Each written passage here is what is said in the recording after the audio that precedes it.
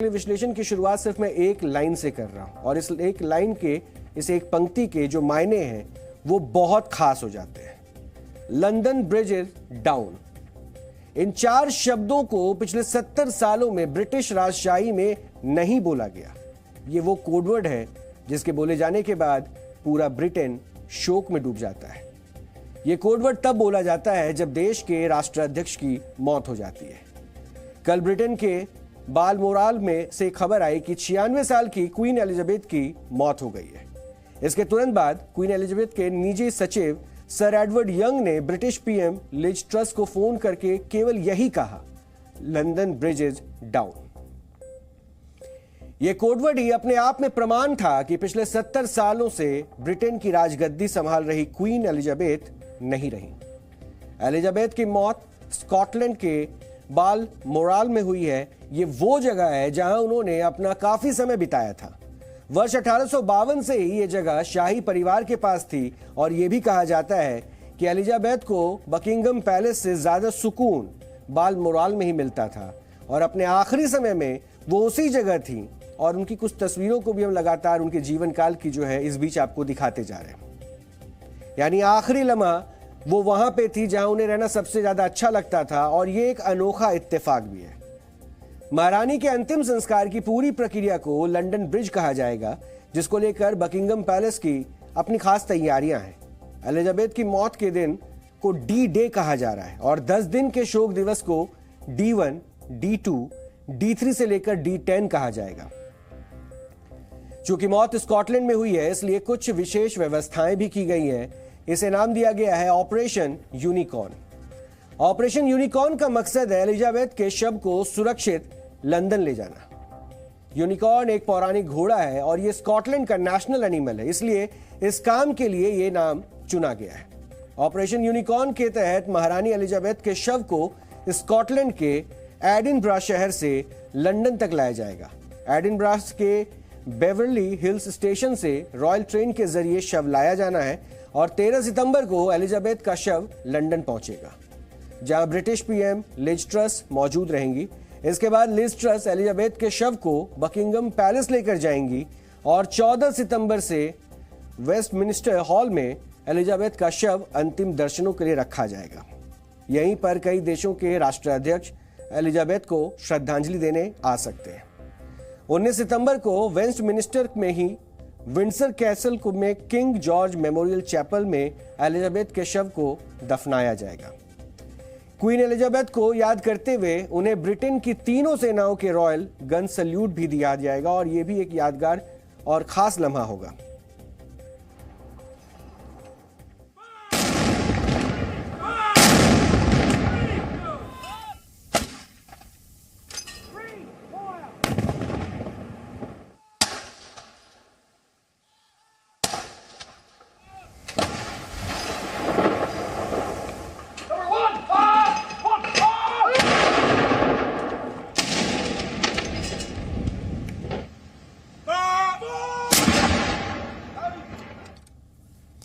तो ब्रिटेन की प्रधानमंत्री लिज ट्रस ने ही क्वीन एलिजाबेथ की मौत की खबर पूरे देश को दी। उन्होंने एलिजाबेथ को श्रद्धांजलि दी और अपने संबोधन के अंत में कहा, God save the king. We are all devastated by the news that we have just heard from Balmoral. The death of Her Majesty the Queen is a huge shock to the nation and to the world. Queen Elizabeth II was the rock on which modern Britain was built. At 96, she remained determined to carry out her duties as she appointed me as her 15th Prime Minister. It is a day of great loss, but Queen Elizabeth II leaves a great legacy.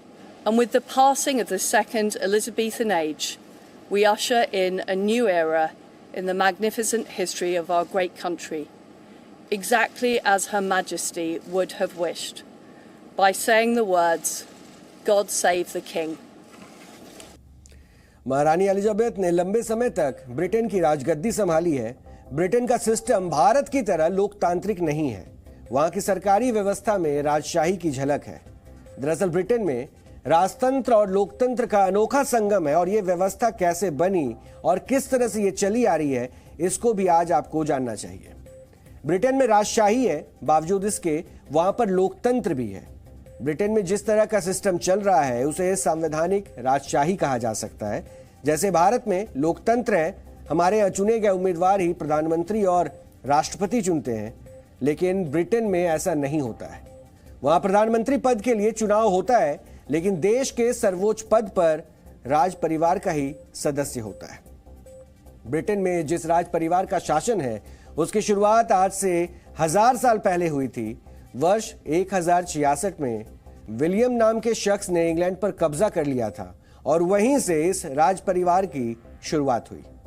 हालांकि इसमें समय समय पर कई बदलाव हुए, जैसे वर्ष 1215 में मैग्ना कार्टा समझौता हुआ और इसके तहत राज परिवार ने अपनी कई शक्तियां अलग अलग राज्यों के प्रधानों को बांट दी। इन राज्यों के मुखियाओं को उस वक्त लॉर्ड्स कहा जाता था।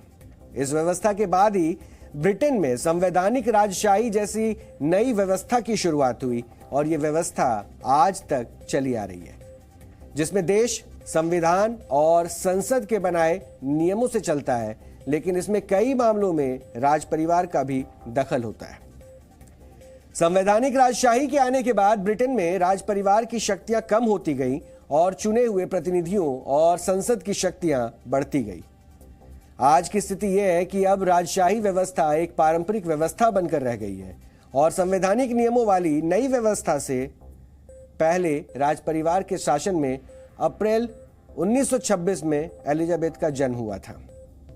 वर्ष 1936 में जॉर्ज पंचम की मौत के बाद किंग एडवर्ड राजा बने थे और किंग एडवर्ड एलिजाबेथ के पिता किंग जॉर्ज के बड़े भाई थे।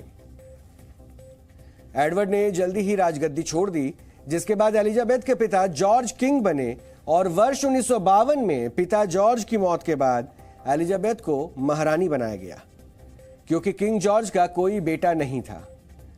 उसके बाद से एलिजाबेथ ही लगातार ब्रिटेन की महारानी बनी रही। ब्रिटेन में एलिजाबेथ को लेकर लोगों में बहुत सम्मान है और इसका एक बड़ा कारण भी है। एलिजाबेथ ने अपने कार्यकाल में ब्रिटेन साम्राज्य को पूरी तरह से खत्म होने से बचा लिया।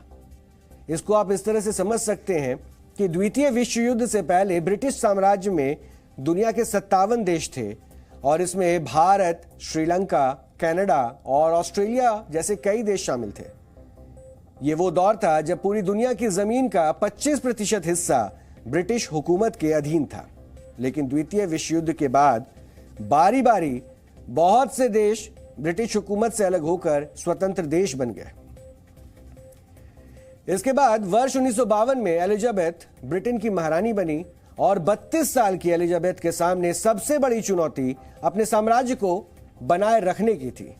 लेकिन जमाना बदल रहा था, राजशाही खत्म होती जा रही थी, लोकतांत्रिक देश बढ़ते जा रहे थे और एलिजाबेथ की सबसे बड़ी कामयाबी यही थी कि उन्होंने कॉमनवेल्थ के रूप में अपने साम्राज्य को खत्म होने से बचा लिया। कॉमनवेल्थ के तौर पर ब्रिटिश उपनिवेश का हिस्सा रहे स्वतंत्र देश किसी न किसी रूप में ब्रिटेन और राज परिवार से जुड़े रहे। राज परिवार भी इन देशों की अलग अलग तरीकों से मदद करता रहा। जब एलिजाबेथ महारानी बनी थी तब कॉमनवेल्थ में 8 देश थे। आज इसमें 54 देश हैं, इसमें भारत और पाकिस्तान भी शामिल है। कॉमनवेल्थ के बनने का सबसे बड़ा कारण एलिजाबेथ की लोकप्रियता थी। उनके व्यवहार और स्वतंत्र विचारों की वजह से कॉमनवेल्थ में स्वतंत्र हो चुके देश भी जुड़े और इन देशों को कॉमनवेल्थ से जुड़ने में कोई आपत्ति नहीं थी। अब कहा यह जा रहा है कि एलिजाबेथ की मृत्यु के बाद कॉमनवेल्थ की परंपरा भी धीरे धीरे खत्म हो सकती है।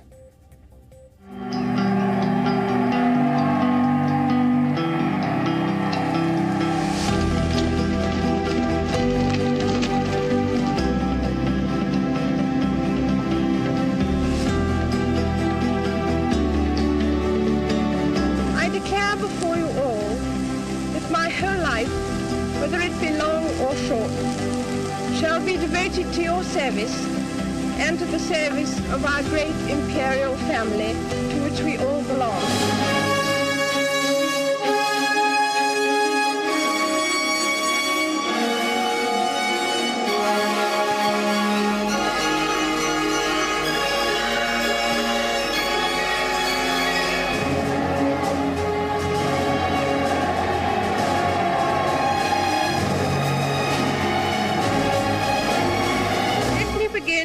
by saying thank you to all the thousands of kind people who have sent me messages of goodwill.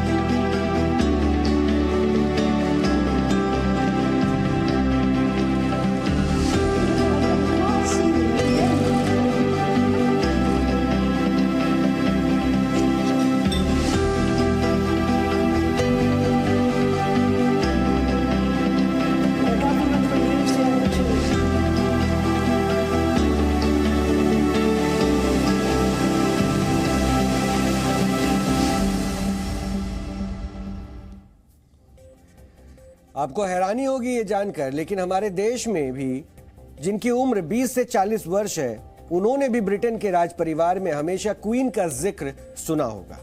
किसी भी किंग का यानी किसी भी किंग के बारे में उन्होंने कुछ नहीं सुना होगा। और यही वजह है कि एलिजाबेथ की मौत के बाद ब्रिटेन में कुछ ऐसे ही बदलाव होने जा रहे हैं जो पिछले 70 सालों से नहीं हुए थे। और ये बदलाव सिर्फ ब्रिटेन में ही नहीं, कई अन्य देशों में भी होंगे। ब्रिटेन में सबसे बड़ा बदलाव वहां के राष्ट्रगान के साथ होने जा रहा है। ब्रिटिश राष्ट्रगान को गॉड सेव द क्वीन कहा जाता था, लेकिन ये बदलकर अब गॉड सेव द किंग हो जाएगा। दिलचस्प बात तो यह भी है कि गॉड सेव द किंग राष्ट्रगान इससे पहले वर्ष 1952 में गाया गया था। और देखा जाए तो ब्रिटेन की बड़ी आबादी ने अपने पूरे जीवन काल में गॉड सेव द क्वीन ही गाया है। ये उनकी जिंदगी का एक बड़ा दिन है जब उनके जीवन काल में राष्ट्रगान में परिवर्तन होने जा रहा है। ब्रिटेन के साथ साथ ऑस्ट्रेलिया, न्यूजीलैंड और कनाडा में के भी राष्ट्रगान में बदलाव किया जाएगा। एलिजाबेथ की मृत्यु के बाद बकिंगम पैलेस के पास बड़ी संख्या में ब्रिटेन की जनता पहुंच गई और वहां उन्होंने अपना नया राष्ट्रगान भी गाया। हम आपको वो वीडियो भी एक बार दिखाते हैं।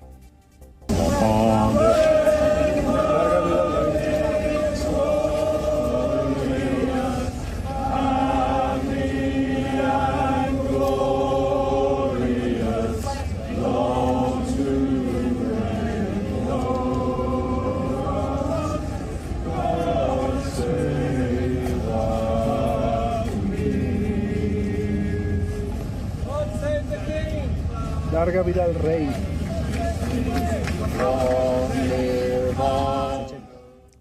एक बड़ा बदलाव ब्रिटेन की संसद में शपथ को लेकर भी होने जा रहा है। अब ब्रिटेन के सांसद या पीएम की वफादारी ब्रिटेन की महारानी के प्रति नहीं, ब्रिटेन के महाराज के प्रति होगी। और ये बात वो अपनी शपथ में बोलेंगे। ब्रिटिश मुद्रा पाउंड स्टर्लिंग से अब एलिजाबेथ की फोटो हटा दी जाएगी। अब वहां की करेंसी पर किंग चार्ल्स की फोटो नजर आएगी। हालांकि एक लंबी प्रक्रिया है जो धीरे धीरे कुछ महीने तक चलती रहेगी। और इसी के साथ कनाडा, ऑस्ट्रेलिया और न्यूजीलैंड की मुद्रा में भी बदलाव होगा। और इन देशों की मुद्रा में भी एक तरफ एलिजाबेथ की जो फोटो हुआ करती थी, उसे अब किंग चार्ल्स की फोटो से बदला जाएगा। एलिजाबेथ की मौत का असर ब्रिटेन के पासपोर्ट पर भी पड़ेगा। ब्रिटिश पासपोर्ट में हर ब्रिटानिक मैजेस्टीज सेक्रेटरी लिखा हुआ था, जिसे अब बदलकर हिज ब्रिटानिक मैजेस्टीज सेक्रेटरी कर दिया जाएगा। ब्रिटेन के सरकारी स्टैंप में भी बदलाव होगा।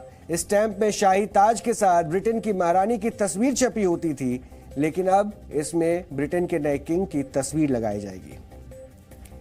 ब्रिटेन के पुलिस कर्मियों के हेलमेट में भी बदलाव होगा और हेलमेट में पहले E2R यानी कि एलिजाबेथ टू रेजिना लिखा होता था, इसे अब बदला जाएगा।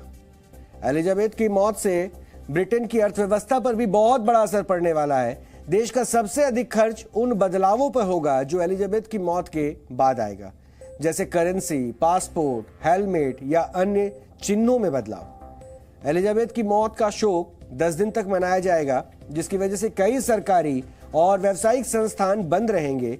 इससे ब्रिटेन को करीब 12,800 करोड़ से लेकर 56,800 करोड़ रुपए तक का नुकसान हो सकता है। द्वितीय विश्व युद्ध में एलिजाबेथ ने मैकेनिक और कार ड्राइवर के रूप में अपनी सेना के लिए काम किया था।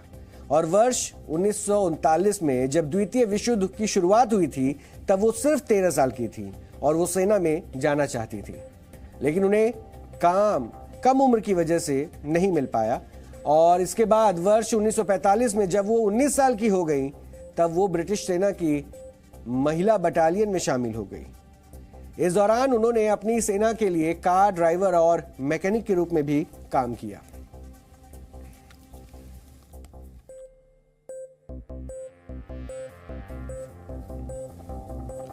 आपको जानकर हैरानी होगी कि एलिजाबेथ के पास ड्राइविंग लाइसेंस नहीं था। एलिजाबेथ के पास ड्राइविंग लाइसेंस नहीं था। दरअसल ब्रिटेन में लाइसेंस इन्हीं के नाम पर जारी होता है, इसलिए इनको लाइसेंस की जरूरत नहीं होती है और इनकी शाही गाड़ियों में भी नंबर प्लेट नहीं होती है।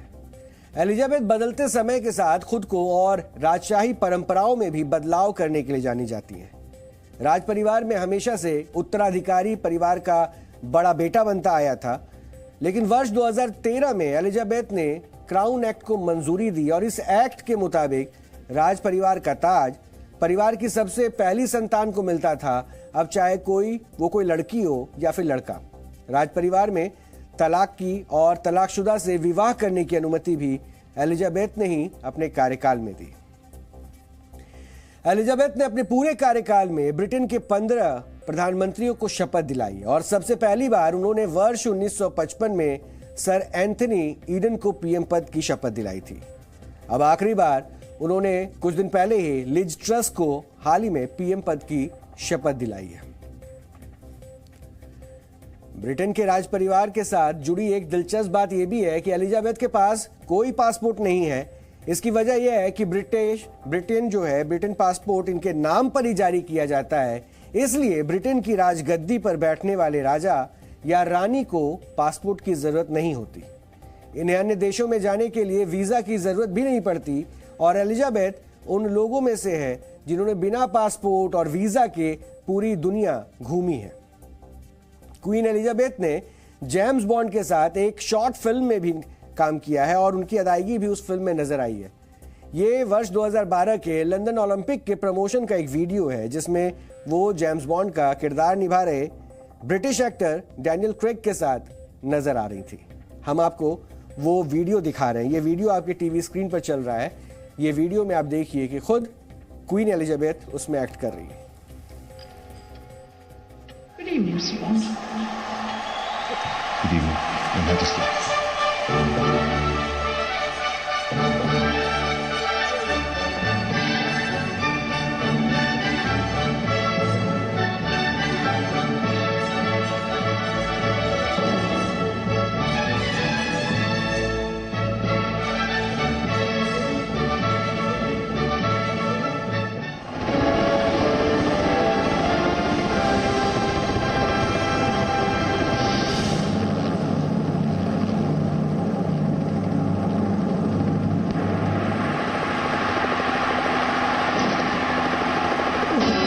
All the way around the stadium.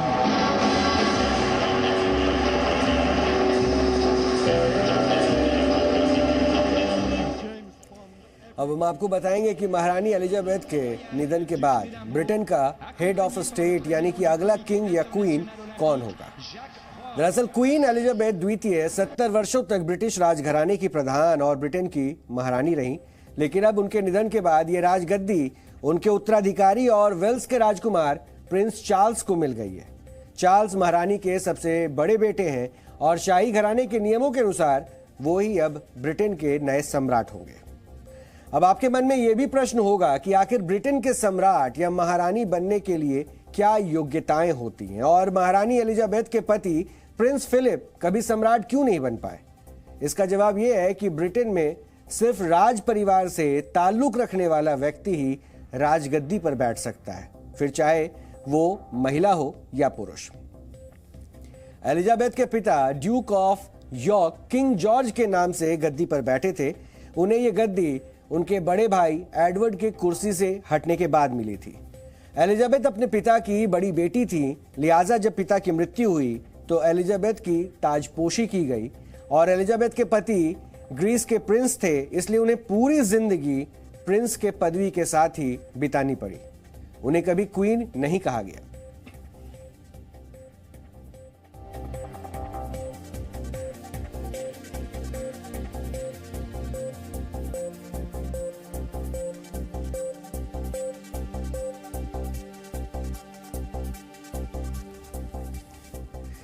तो राजघराने के नियम के मुताबिक किसी पुरुष राजा की पत्नी को रानी कहा जा सकता है, यानी प्रिंस चार्ल्स की पत्नी कैमिला को अब क्वीन कंसॉर्ट कहा जाएगा। और प्रिंस चार्ल्स भले ही ब्रिटेन के नए राजा बनने जा रहे हो, लेकिन अभी उन्हें कई औपचारिकताएं पूरी करनी होगी।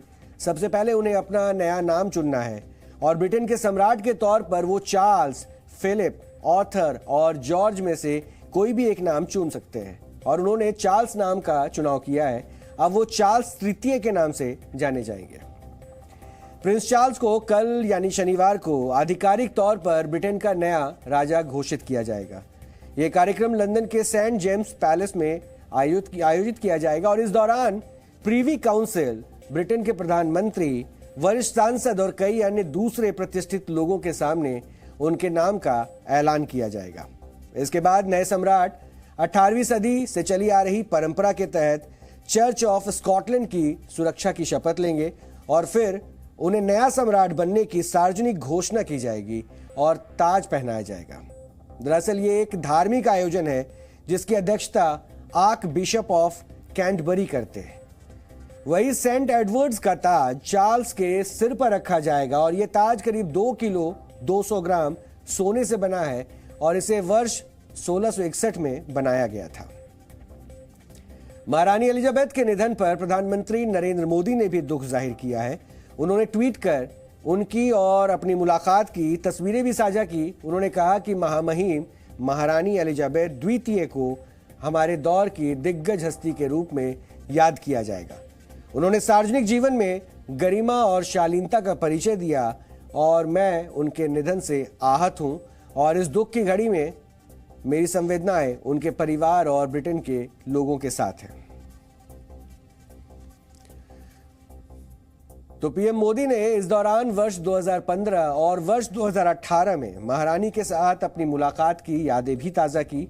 उन्होंने महारानी से जुड़ा एक किस्सा सुनाते हुए बताया कि मुलाकात के दौरान महारानी एलिजाबेथ ने उन्हें एक रुमाल दिखाया था और ये रुमाल महारानी के शादी के अवसर पर उन्हें महात्मा गांधी ने उपहार के तौर पर दिया था। महारानी एलिजाबेथ का भारत के साथ सिर्फ यही एक संबंध नहीं है। जिस ताज को ब्रिटिश हुकूमत की शान और शक्ति माना जाता रहा है, उसका संबंध भी भारत से है।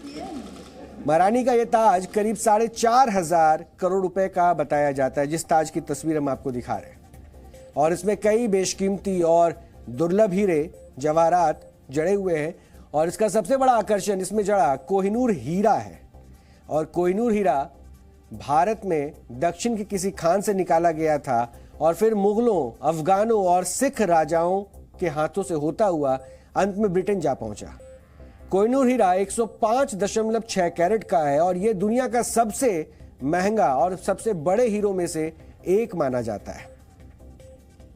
यह हीरा सिख साम्राज्य के राजा रंजीत सिंह के पास था, लेकिन 1849 की लाहौर संधि के बाद सिख महाराज दिलीप सिंह ने यह हीरा ब्रिटेन की महारानी विक्टोरिया को तोहफे में दे दिया था और यह हीरा तब से ही शाही घराने के ताज की शान बढ़ा रहा है और महारानी विक्टोरिया से लेकर महारानी एलिजाबेथ तक कोहिनूर जड़े ताज को पहनते आ रहे हैं। अब हम आपको महारानी एलिजाबेथ की भारत यात्राओं से जुड़ी कुछ खास तस्वीरें भी दिखाते हैं और इन तस्वीरों में बहुत सारी यादें हैं। महारानी एलिजाबेथ सबसे पहले वर्ष 1961 में के गणतंत्र दिवस समारोह में हिस्सा लेने के लिए भारत आई थी और इस दौरान मुख्य अतिथि के तौर पर उन्होंने परेड भी देखी थी और ये उस वक्त का वीडियो है। अपने पहले भारत दौरे में आई एलिजाबेथ वाराणसी गई थी, जहां उन्होंने काशी के नरेश विभूति नारायण सिंह के साथ शाही हाथी की सवारी भी की थी।